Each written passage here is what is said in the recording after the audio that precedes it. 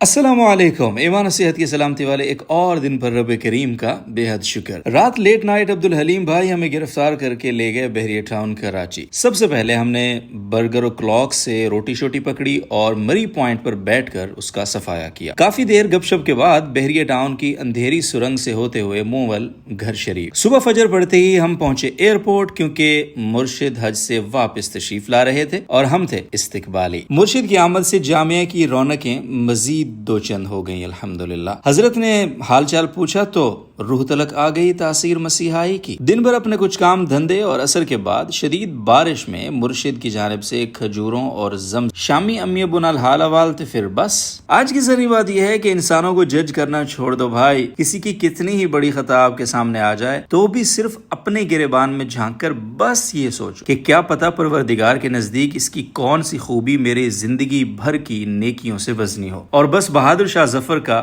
یہ شعر گنگناؤ: نہ تھی حال کی جب ہمیں اپنے خبر، رہے دیکھتے اوروں کے عیب و ہنر، پڑی اپنی برائیوں پر جو نظر، تو نگاہ ہمیں کوئی برا نہ رہا۔ آج کے لیے اتنا ہی، رب نے شاہد پھر ملیں گے، والسلام۔